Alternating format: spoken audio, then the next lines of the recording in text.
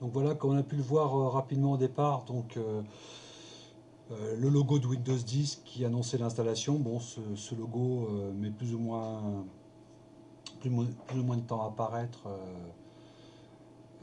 Il dure plus ou moins longtemps selon les machines.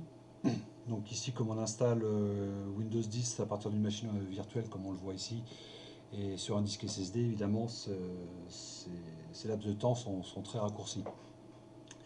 Donc on arrive sur la première fenêtre de l'installation de Windows 10, où on doit choisir notre langue, le format horaire, etc. Donc normalement Windows 10 détecte automatiquement les bons paramètres. On les vérifie quand même. Si on est OK, on fait suivant. Donc là maintenant on va poursuivre avec installer maintenant. Ici on a quand même un petit mot sur réparer l'ordinateur. C'est une option qui peut s'avérer assez intéressante. Si avant sur les Vista Windows 7 c'était pas très efficace, avec Windows 10 maintenant on arrive quand même assez bien à récupérer le système. Pas toujours, mais en général ça marche assez bien. Donc installer maintenant. Donc là le programme d'installation démarre. Donc ici on nous demande de rentrer la clé d'activation de Windows 10. Bon, comme on ne l'a pas là, voilà, c'est juste une démonstration. On va, on va choisir je n'ai pas de clé de produit. De toute façon, on peut la rentrer ultérieurement, même si on n'a pas la clé au moment de l'installation, on peut la rentrer ensuite. Donc je n'ai pas la clé d'installation. Là, je choisis la version que je veux installer et surtout qui correspond à ma clé d'activation. Suivant. Donc là, je coche j'accepte, sinon je ne peux pas continuer. Suivant. Donc là, c'est pas une mise à niveau, c'est installer uniquement Windows, hein, parce que là, on installe Windows sur un disque dur vierge, enfin un disque dur ou SSD vierge. Donc suivant.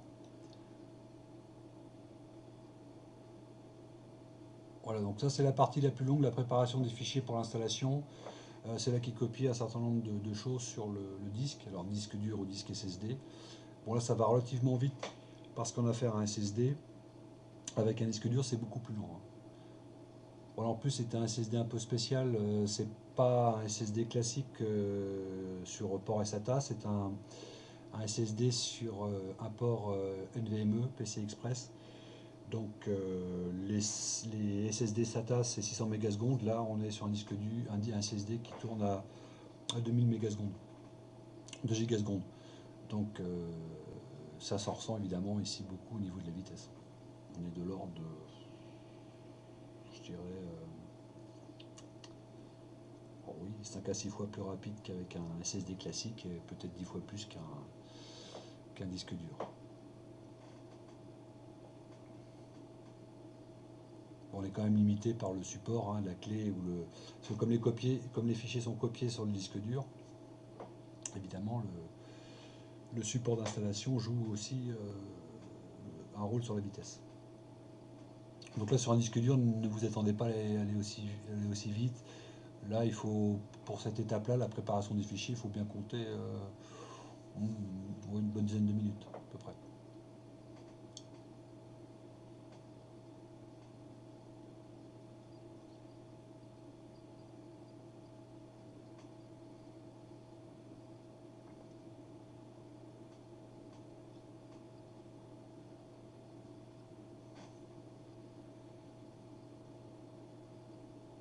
Voilà, on parlait des vitesses évidemment du SSD, la vitesse évidemment du processeur et de la mémoire disponible joue un rôle important également, hein.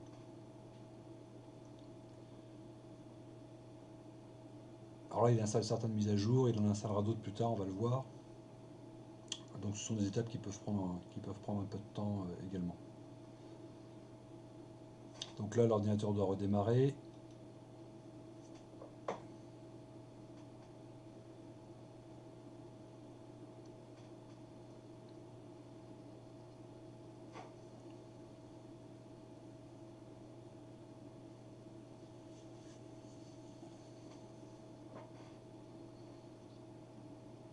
Voilà, alors toutes ces étapes qu'on voit rapidement défiler,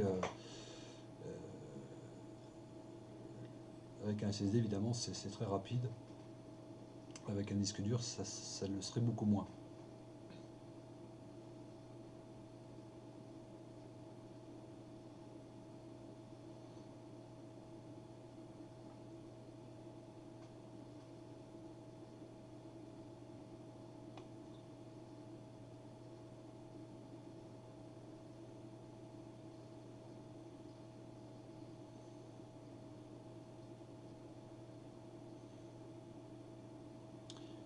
Donc l'ordinateur redémarre une fois encore.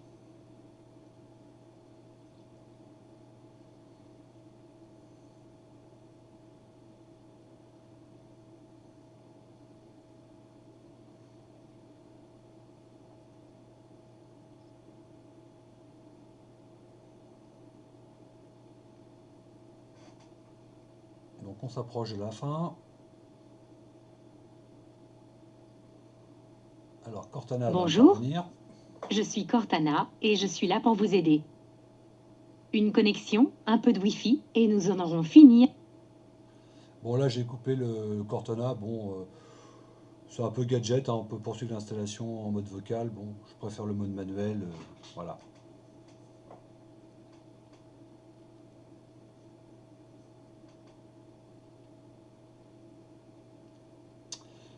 Donc là, Windows nous demande de choisir donc la langue, donc France, le clavier, disposition du clavier. Éventuellement, on peut rajouter une autre disposition si pour une autre langue, ignorer, on s'en tient au français. Donc là, c'est voilà cette deuxième étape des mises à jour.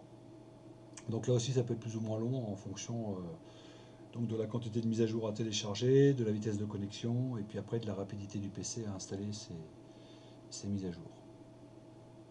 Voilà, comme on a la dernière version de Windows 10, ça va assez vite.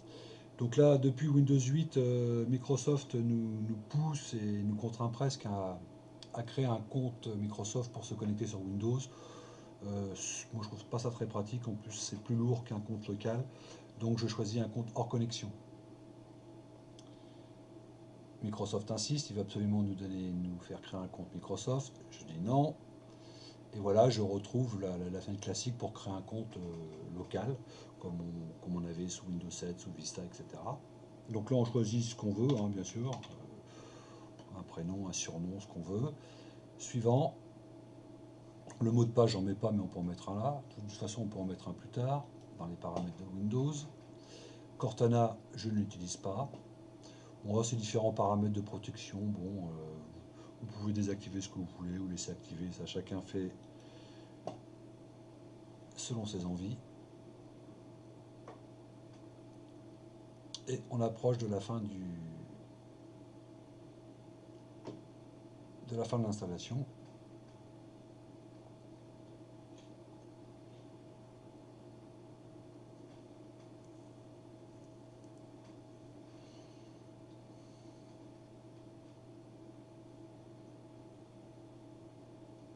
Alors, effectivement, cette opération ici, sur des PC assez anciens et pas très véloces, ça peut durer un moment.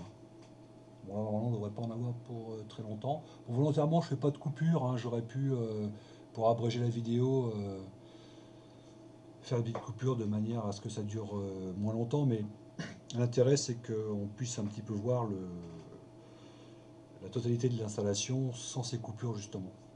Bon, puis comme c'est mis sur un SSD très rapide, bon, ça reste supportable. Parce que là, depuis qu'on a lancé l'installation de Windows 10, donc dans la vidéo, je n'ai fait aucune coupure. Donc le temps de la vidéo correspondra au temps de l'installation réelle et effective de Windows 10.